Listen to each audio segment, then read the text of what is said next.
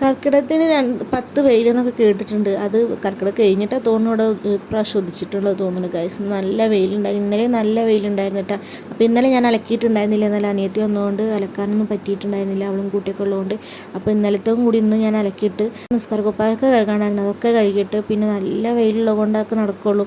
പിന്നെ നമ്മളെ വിറകൊന്നും ഉണങ്ങിയിട്ടുണ്ടായിരുന്നില്ല കേട്ടോ. അപ്പോൾ അതൊക്കെ നല്ല വെയിലത്തിട്ടിട്ട് ഉണക്കിയിട്ട് എടുത്തേക്കാന്ന് വിചാരിച്ച്. ഗായ്സ് നല്ല വെയിൽ നമുക്കിന്ന് കിട്ടിയിട്ട് പെണ്ണും കൂടി പോത്ത വെയിൽ.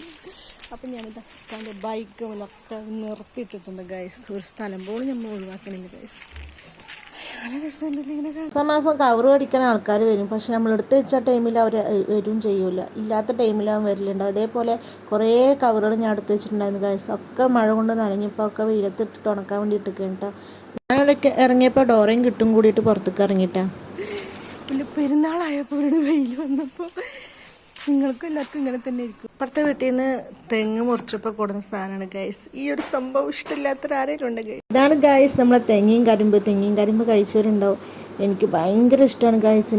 ഞാൻ എൻ്റെ ഉമ്മാൻ്റെ വീട്ടിൽ പോയി കഴിഞ്ഞാൽ ഇതേപോലെ അവിടെ കുറേ തെങ്ങും പറമ്പൊക്കെ ഉള്ള സ്ഥലമാണ് കേട്ടോ. അതുപോലെ എത്ര കഴിച്ചാലും മടുപ്പ് വരില്ല കേട്ടോ. ഈ ഒരു സംഭവം കഴിക്കുമ്പോൾ ഞാൻ അത് കഴിക്കാൻ വേണ്ടി ഇരുന്നപ്പോൾ 2 കൂടി എൻ്റെ ചുറ്റോളം നടക്കുന്നത്, നിലത്തിരുന്ന് കഴിക്കാൻ പറ്റില്ല ഗൈസ്. അപ്പോൾ വരും ഇവർ.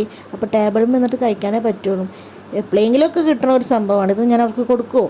അപ്പം ഞാൻ നേരെ എണീറ്റ് നിന്നിട്ട് ഞാൻ ഗ്രില്ലുമ്പോൾ ഫോണും വെച്ചിട്ടാണ് ഈ കഴിക്കുന്നത് ഗൈസ്. ഇത് എനിക്ക് ഭയങ്കര ഇഷ്ടം. ഇതിൽ ഈ ഓല പോലത്തെ ഇല്ല, അതാണ് നല്ല മധുരം ഗൈസ്. ഇതിലൊരു കൂമ്പ് ഭാഗം ഉണ്ട്, അത് നല്ല മധുരം. അതിൽ കുറേ നാളുകൾക്ക് ശേഷം കഴിക്കണമെന്ന് തോന്നുന്നു. നല്ല ടേസ്റ്റ് ഉണ്ട് കേട്ടോ. നിങ്ങൾക്ക് ഇഷ്ടമുണ്ടെങ്കിൽ ഒന്ന് കമൻറ്റ് ചെയ്യണേ.